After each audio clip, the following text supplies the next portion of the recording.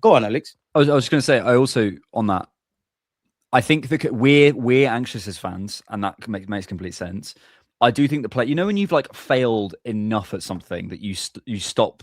Really, it's like, well, I've done it already. What's the worst that can happen? The things that they've said in the last 3 years, your bottlers and all this jazz. It's already happened 3 times. So like, I think sometimes I do think there have been games where we have been nervous. I think the United game, I felt the nerves, but I feel like maybe as we head towards the end of the season, we'll feel more of the opportunity. And I know that sounds a bit like coach speaking, like, oh, it's not pressure, it's an opportunity. I do feel this team will. I get the sense that they're going to just be like, look, we've already failed. We've already, if you failed your driving test 3 times, you know how that feels. Yeah, the whole process. You know the process. You know what it's like to get a no. You know the reasons why. You've worked on it, and you're just like, look, what have I got to lose? I can't drive right now, so I finished the test, and I can't drive again if I fail. So I don't see it as. I think some people, maybe I wasn't picking up on what you exactly were saying, but I don't think there's a psychological block here. I think it's. I said that on Talksport. I agree with that. I think it's easy, Alex, for them to say, "Oh, Arsenal got a mentality problem and this and that." I hear it. You can say we haven't got winners mentality. If you want to be lazy, we haven't won. But I don't think these lot crumble. Of course, there's times where they probably are nervous. There could, for all we know, there could be games where me and you are watching. The opposition are saying nothing. We're amazing, and it's nothing to really scream and shout about. How do we know the players weren't nervous about that? If anything, I'm less concerned about nerves and more anxious around complacency, because I say certain things I say that to say this. It's like, I think it's easy to just blame the manager. Obviously, Arteta needs to hold smoke. On end of the day, good, bad, the ugly, it's with the gaffer. But the players are the ones playing. The manager can give you all the ideas. You need to go and do it. And again, maybe the players are just saying PR and whatnot, but people say Arteta is a negative manager, which isn't true. He's an overthinker, great. But they say he's an overthinker. Noni Madueke, Saka, this one, that one. They always say the manager wants me to play with freedom. He wants us to play attacking football. He wants us to do this, that, and the other. And I'm sure, because you like to read like post-game comments, like after the Wolves game, Arteta was he always protects his players, but he was very critical. And I think the Aston Villa one, when he said, I don't know why you lot are sitting back sitting back. I didn't tell you lot to do that. So I think it's a kind of double-edged sword. And what I mean about complacency is, like the United game, for example, I think we do this weird thing sometimes, especially at home, where we start, you can tell training's been good, preparation's been good. They're G'd up in the changing room. They've come out, they're on blocks. The other team is suffocated. The first half an hour is great. We might score or we might not. And then I think we take the foot off the gas kind of thing. And then, we've seen this kind of story. So I think that's the next step for the players. But that's something that concerns me a lot more than anything around, the scaredness and whatnot. Because, they ain't got winning mentality. But these that have played at Bayern Munich, the Bernabeu, PSG, had highs and lows, been in a couple of title races, got transferable experience in their own careers. A number of our players have had to react to adversity in their lives. Saka is one. Gyökeres' whole career is another. Eze even being a professional footballer. So you could argue these things are a benefit. Now, I would say, in fact, that's something to ask you as well. Like, where do you stand on like the whole fan debate? Because a lot of people say, the fans are nervous in the atmosphere and all of that kind of stuff. Do you think it plays a part? Do you think we read too much into it? Where are you at with that? I'm never, ever comfortable going, the fans need to do X, because I'm just like, if you put the ball in the net, we'll stop being nervous. You know what I mean? Like that. Like I think it probably does play a part, but I think people using that as like, the reason or the main reason or a big factor in the reason Arsenal aren't quite succeeding is because the fans bro, we could have no fans or just have everyone fucking on the vuvuzelas for 2 hours, like whatever, that you have to go out and do your job. Like I also think sometimes you have to accept, as the players, it's like, if I was Arteta, if that was something they genuinely felt, we can feel that these guys are nervous, and that's, boss, what should we do? Bro, it's because you had 3 title races in a row you've lost. Like, what do you think? That's part of it. That's part of the next stage of it. Embrace that. If you give them something to get behind, they will be able to get behind you. So, if you're feeling all the crowd are getting on our backs here, how about pass the ball through the middle of the pitch once or twice? That might help. It might sound a bit Roy Keane, but clamp someone, get the fans going. Yeah, just like something, like, give them something. Like I think I think sometimes we could do cart before the horse with the fans, and the fans are a reaction to what's going on the pitch. Exactly. So what do you feel like? like, do you feel our players, it's not that they don't take initiative, but do you think we need to take initiative more? Because sometimes I feel we stick to the script. Sometimes I feel like players do a bit more. And I do think with the 12 games left, you might need to, as dumb as it sounds, the game might not be the best game, but Saka might just need to dance past the whole team and score a banger. We might just need somebody to pick out a nice pass through the middle, as you said. Like, do you think that with the players? Because I do think they're street smart, but I do think there's another level to the street smartness. Because I go with the Brentford game. Football is football, innit? You're going to give the ball away. You're going to score. You're going to concede. There's going to be transitions. You're going to give throw-ins away, yeah? I do think we defended our box well, not necessarily for the goal we conceded. We didn't win our first and second balls. But I do remember watching that game again, and I know it's easier said than done, but like a couple of times we're giving away throw-ins, which, cool, it happens. But a couple of times we're giving throw-ins away, and I'm thinking, launch it a bit further up the field, because look at where you're giving these guys these opportunities. Like, do you think there's an added kind of galvanization we need from our players, that like a bit more responsibility they've got to take, especially if you look at the crowd example we've been discussing? Possibly. I think it's certainly maybe an aspect of decisions that then they are or aren't making that's contributing to it. And I think we are generally risk averse.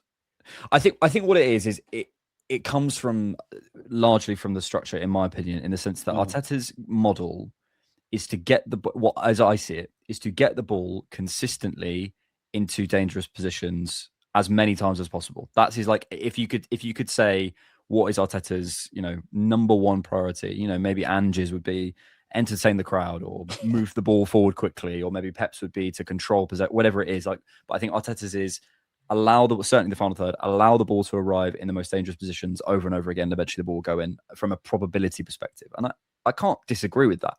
Same. The problem, like, it makes sense. 10% of randomness now.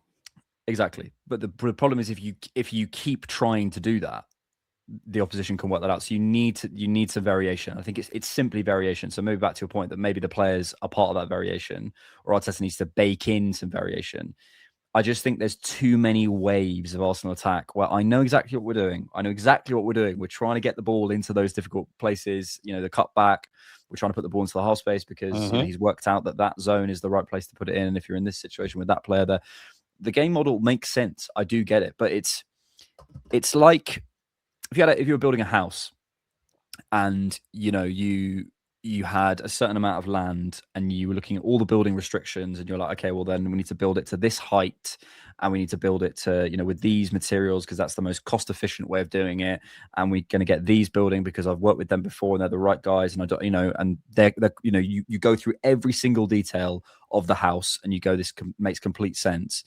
And you get to the end of it, the house is built and you're like, it's fine. It has no character because every decision I made in the house was just the correct decision. Yeah, it was too gatery.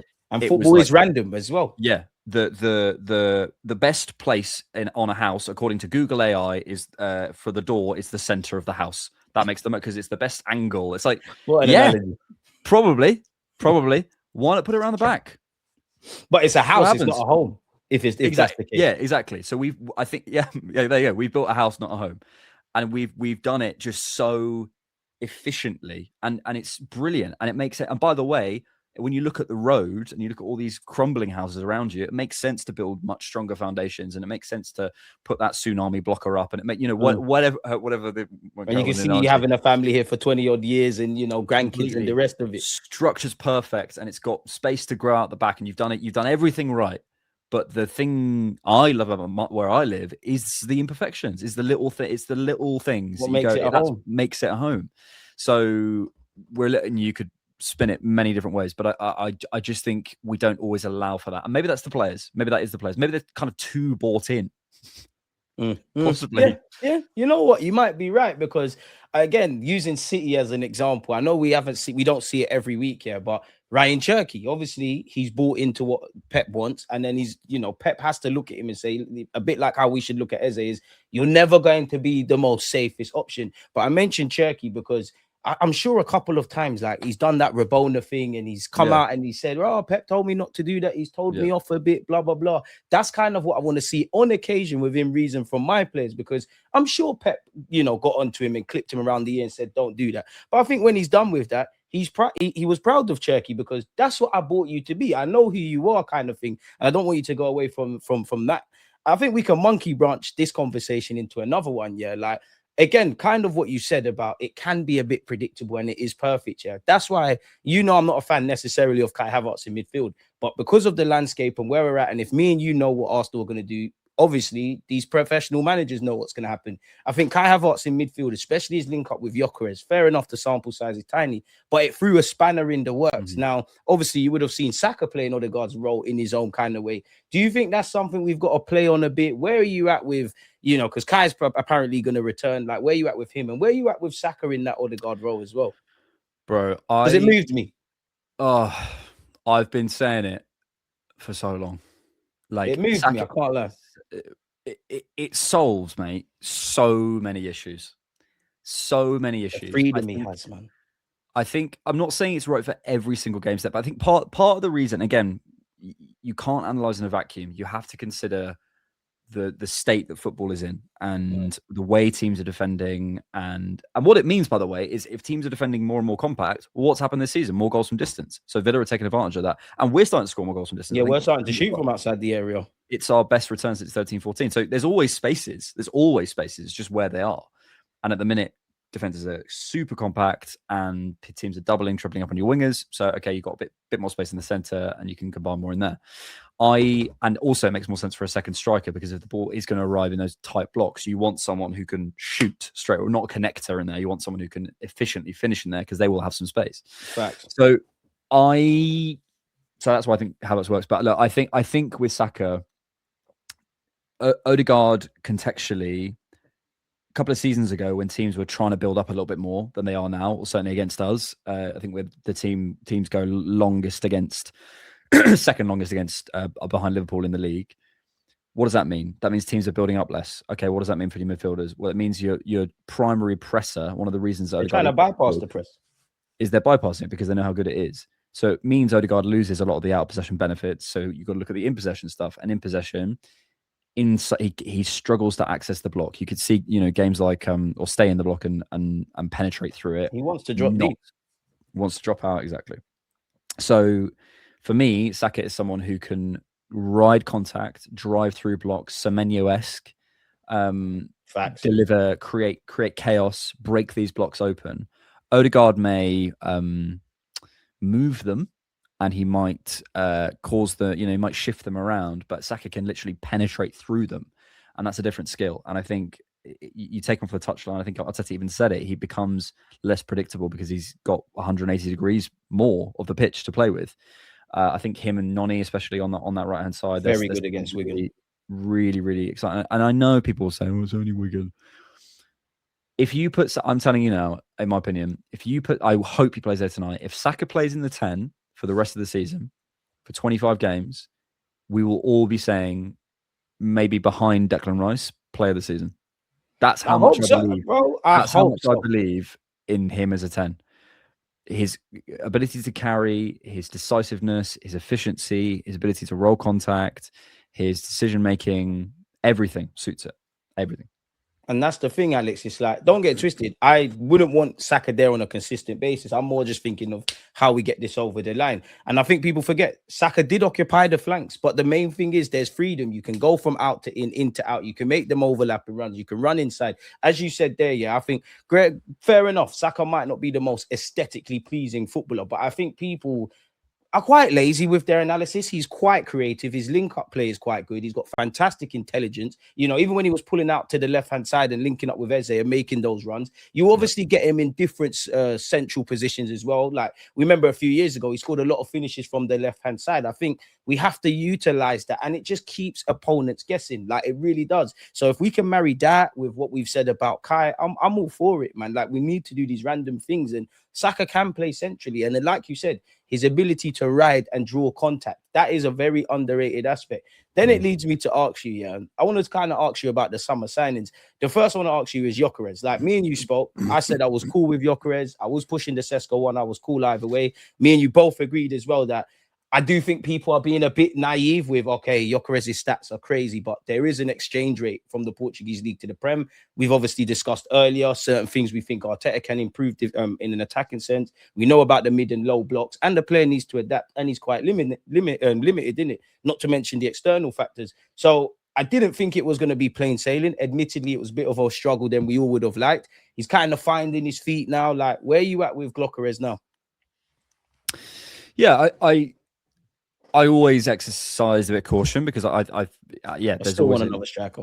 There's always an exchange rate, as you said, from Portugal. I think the big thing I was pushing in the summer, and the thing I remember getting a lot of pushback on, is I don't mind the answer to this question, but you have to answer the question why he will translate.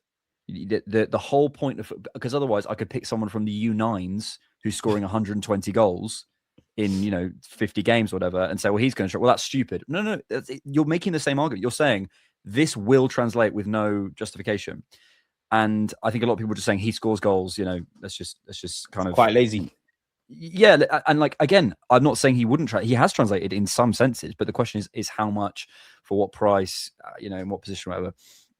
I think with Gyökeres, I think what we found, which is great. Firstly, I don't think he was ever brought in to be. I think it's almost confirmed he was never brought in to start every single game from the start of the season. I think they would work in tandem with someone. Well, at the time, Kai.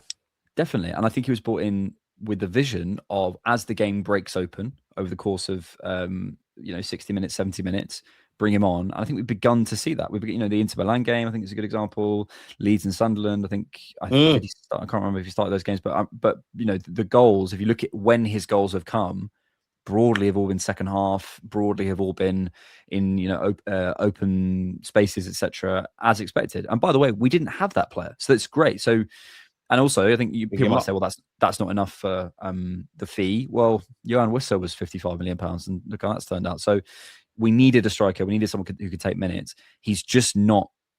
You have to be so flexible in this Premier League to play every single game. Within 3 minutes, you can be facing a tight block, then you could be being pressed, then you can be facing a set piece. You could have 9-10 minute different mini games in the 90-minute game, or 100 minutes now typically. They can switch from a double pivot to a single pivot. They can mark you with 2. They can mark you. There's constant. I was looking at the opening 20 minutes against Chelsea for a video I did, and mate, they go from like a 3, then they start pressing, and then they stop pressing, then they move someone to the midfield, then they pull it back, and all this stuff is happening between it. So you've got to be alive to it. And the point is that Gyökeres isn't suitable for a number of game states, and that's fine. Like, it's okay. There's plenty of our footballers. There's probably 4 to 6 players max in our team that you could say, no matter the conditions, you're good. Maybe even 6 is an exaggeration. And that's the very best footballers in the world. And by the way, they're worth £150 million. They're the Salibas and Sakas, and they're not worth 50, 55. So it's about tempering expectations. What I will say, the only maybe thing I'd look at for him is, I think physically he's got there. I would have liked to see him trimmed down a little bit sooner. I think we see it now. He's much looser. He's much he's dropped. I think he's dropped a lot of the muscle, and I think that could have happened a bit quicker. But that's probably the only thing. I felt he was too heavy-footed for too long. It took him till about probably the last month or so. I thought, you're now ready for Premier League football, and I think maybe if he had less minutes, he could have worked on it. I don't know. Maybe I'm not a strength and conditioning guy, but to prepare himself for Premier League football, I think he could have got his body in better condition. That's the only thing I'd really say he's at fault for. And I think, Alex, when you look at the Premier League, and obviously we're not footballers, but I think like in Gyökeres' case or any footballer, obviously they watch the Premier League. They've got mates that play in the Premier League. In Gyökeres' case, he would have spoken to the gaffer. Football's a small world. He might have spoken to, Swedish players that have or play in the Premier League, or, his new teammates at the time. But I do think the Premier League, they can tell you about it. It's only when you're there and you're in the rigors of it and the game states and the low blocks, it's a culture shock. And I also think, to be fair to Gyökeres, Arsenal fans, we were crying for a striker. We've been spoiled through history with forwards, and everything we've said about the attacking conundrum and everything. I do think it was like some of it is to do with Gyökeres, but like a lot of it must have been a culture shock. Because for me, I think Norgard didn't play a lot, but I think Norgard had it, and I think with Gyökeres, obviously I'm exaggerating, but I'm not working at London Coley, so I don't know these people. And Arteta even said you can never quite tell what Gyökeres is thinking. Strikers are emotional, I know that much. It felt like in his initial days, even in the Emirates Cup, like he kind of had to be egged on to celebrate. And I did like that kind of cold mentality, but I do think he was nervous and shy ain't the right thing. It's only now when he scores, nobody has to egg him on to do that. It feels like he's there. And I don't mean this in a negative way, but you do have to earn your teammates' trust. Players are trying to find you now because you're giving them a reason to. And I think the main point you said there is ultimately it's a different tool for a different job. There's very few players in our team that are the kind of guys. I think we're moving to, well, in an ideal world, you'd have Saka getting crazy numbers, big up Trossard and Martinelli, but a left winger getting crazy numbers, your striker getting something respectable, let's just say double figures in all comps, your midfield and your set pieces and your unlikely heroes kind of make up the difference. So that's Gyökeres. Like, I'm not going to ask you about Zubimendi because me and you both said in the summer he's going to be a hit. I absolutely think he's a hit. I think for what I believe of Zubimendi, it's a positive 6 out of 10 from you in the sense that I think there's many gears to go. You've been bloody fantastic. I don't think we've scratched the surface of what Zubimendi can become. Like, he's scoring more goals. I actually think he's still going through that culture shock, Alex, of like when it's them crazy game to game, end to end type of things. I did want to ask you like about Eze because like, what do you have it down to? Is it Eze? Is it like, I didn't think it would get like this. Now, granted, Wigan step in the right directions, had some great moments, but yeah, man, where you at with Eze? I think and he's developed over the course of the season. I think there was always going to be a bit of a culture shock's probably wrong, but a learning curve in terms of the application in all phases. When we were thinking about Eze in the summer, we were, as fans, we were all thinking about the goal in the FA Cup. We were thinking about the passes through to Mateta, the magic moments. By the way, he's provided a few of those. That Palace game, we don't win without him. The Spurs game, the Wigan game, Newcastle, Bayern, exactly. So no one's saying that's as many as maybe we would have liked and the impact, but he has provided some of those and he's got us over some lines. So that's for me a lot of tick, tick, tick. That's 40, 50 mil off the price tag. I'm going great. Right. I think that final little bit, I think is partly to do with position. It's partly to do with the vogue of the league where it is right now and the spaces that he's not getting. As I say, Mikel, if you look at let's say the 3 positions he can play, we're going through, I would call it a divorce with Martin Odegaard at the moment. We're seeing whether we can still live together or not. That's a conversation, but he's been caught in the middle of that a little bit. That's maybe not fair. Well, as the left eight, okay, do you want to take Declan Rice out of the team? No. And on the left-hand side, do you want to take Trossard out of the team? And the shift he puts in. So he's just in one of those situations. I think we're sometimes... Yeah, and I think sometimes we also have to go... I remember saying this to you before, like sometimes we give out wages and we're like criticized for giving Saka, let's say 300 grand a week or something. Oh, don't get me started, man. And I'm like, okay, so just to be clear, you expect us to beat Man City, who are paying however many of their players 300,000. Paying Marmoush 300 grand. Paying Marmoush 300 grand a week.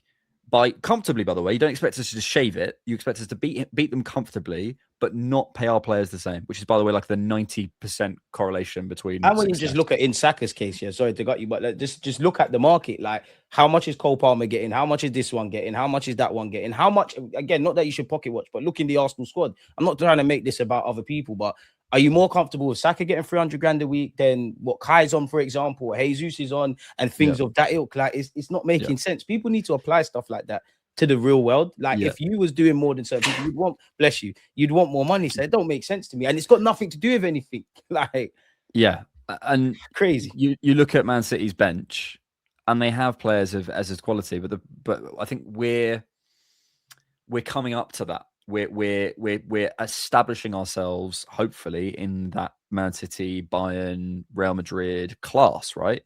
And in doing that, we're going to spend £70 million on a player, and they might not play every week. I have this conversation with George, who I podcast with quite a bit, and he's like, if I'm giving X player this kind of money, and I'm always like, I don't disagree. Let's just shift that 50 grand. Like, literally, you just have to accept we're in a new class now. If I'm paying £50 million for a player, I don't think that's how it works. I think it's when I'm paying £100 million for a player, I agree with these certain demands. The game has shifted. Like, you look at Man City's bench or how much Liverpool spent in the summer. You can't expect to compete with these clubs. If you're not paying the going rate. But you're paying the going rate. So people see the fee and go, why isn't he starting every single game and the star of the season? It's like, well, look at Marmoush, look at Wirtz. Look at all these guys. I mean, Wirtz is a perfect example.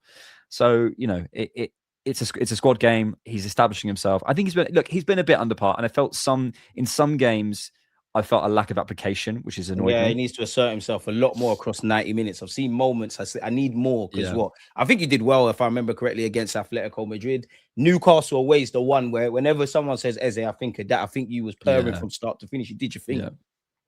The one thing, someone accused me of lazy analysis for this, and you're not the first. You won't be the last, man. We will get really push back on it, and I want people to watch out for it.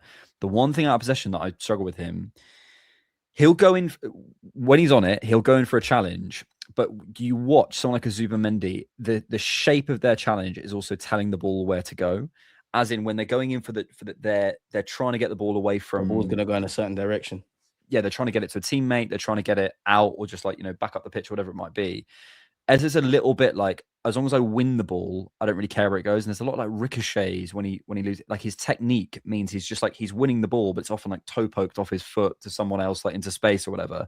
There's been a lot of times where he's won it deep, but the ball's just gone anywhere. I'd love to see him that specific thing addressed. But look, that will all happen. And also, it's his first season at a club of this size. There's going to be an adaptation period. Yeah, I think next season will be a season where we all go, okay. And I also think if you look at his record post February, most seasons, it's much better than the beginning of the season. So maybe he's just one of those players who has a bit of a kind of run-in player. You know what, Alex? For me, it's a bit weird. And obviously, he's played in other positions. He's played on the left-hand pocket. He played on the right. He's played in place of Trossard. But it's weird for me, with Eze. One thing I really like about what I've seen is he's almost like the pass before the pass. Like when he drops deep and kind of splits lines and gives it to the players who do end up being in the lineup. Now, granted, when we were speaking in the summer about Eze, my thought was final third, in and around the area, purring sort of thing. So there's more to come from him, really, if I'm honest. And it just shows, as much as, we bought Declan Rice, it's different, but I like Norgard. Under Arteta, we've bought more Premier League proven players. Eze was in the Premier League. He's kind of struggled now. Some of that clearly has to be on Arteta. A lot of that clearly has to be on Eze, but he's not doing that bad. Obviously, he needs to take his chances. As harsh as it is, whether you're getting 10 minutes, 5 minutes, 2 minutes, you need to take those chances, really, because you've got to force Arteta, whether that's dropping Odegaard or putting you on the left, even though Trossard's probably been our most consistent player. You've got to change things. But as I said to you before, as much as I want to speak about individuals, I just want to win trophies. By all means, I wish every player, Ballon d'Or contender, PFA, all that matters is us getting over the line. And then we can breathe. Next season, we go again. For what's left of this year, obviously, the Gyökeres, the Ezes, I would more say our attackers. If you lot can come into purple patches and get some real sweet moments of form, great stuff. I did want to ask you as well, who did I want to ask you about? The two defenders, man. What have you made of Hincapié and Mosquera? Because I think, when I look at the 8 players we signed, relative to expectations, Gyökeres, you're doing all right. Zubamendi would be the player this season for me out of the new boys, really. Mm-hmm. But Mosquera, I have to pick him up, 13 million. It's robbery, really. What have you made of Hincapié and Mosquera? Our record, I'll try and find it on the fly, but our record with Mosquera, I think he's drawn 1 game, something like that. He's won every single other one. That have been? Brentford. Must have been. I think it was Chelsea. Let me see if I can find. I think James. Here we go. So this is Christian Mosquera is undefeated as a starter for Arsenal. Forest, Bilbao, Port Vale, Newcastle, Brighton, Bayern. Yeah, we drew against Chelsea. So I think that Stamford Bridge game where Saliba dropped out. Brentford, Inter, Kairat. We drew against Brentford and won against Wigan. Did very well against Bayern as well, if I remember. I think he's been amazing, but I think it's another example of what certainly this recruitment team is very, very good at. It's profiling defenders and the stability, the physicality. I love how he sets himself up with the passing. As he receives the ball, he's got that really smooth action. Sometimes you see players, they take a moment to just get on with it, and he can really set himself up. I love how brave he is on the ball. I think he's great. And he seems to me like the sort of guy who's in learning mode. He's just there to be I'm going to learn off Saliba and Gabriel. I'm not going to, complain I'm not playing too much, whatever. And he's gonna if he doesn't start for Arsenal the next couple of seasons, he'll be snapped up by someone, and that's gonna be a big profit. My hot take is he can play right back at some point, but go on. Possible, yeah. Hincapié, I'm still jury's out. I think he's a good player. He's just prone to moments of madness sometimes. I think he is, but I can't. You see that tweet that was like, it's like your dog driving your car. Sometimes someone just nails it, and I'm like, that's it. It just feels a little on the edge, and not in the kind of Gabriel way where you feel, okay, well, it doesn't matter because you're bigger and stronger than anyone. He doesn't quite feel that. So I look, if you ask me right now, 40 whatever million was for Nkapie, or no, was it 50 million for the option? I think it was 40, 50. Well, it's like that David Raya kind of loan, isn't it? Where it's essentially an IOU. You're essentially an Arsenal player, even though it's a loan on paper. Look, I think if Mikel and this recruitment team are spending that kind of money on a defender, then I'm happy to hold my hands up and say, look, your record's unbelievable. So I'll take your word for it. Right now, as I sit here, I'd probably do it, but it would be that kind of like, yeah, okay. I prefer my left back than centre half at this moment in time. I must be honest. Yeah, I'm not smacking the confirm button. Let's put it that way. I'm lightly pressing it, going, okay, let's see. I think towards the end of the season, and I hope that we're going to see a different level from him. And he's had some good games recently. He played really well against Chelsea. I really like that performance. But yeah, I'm slightly like where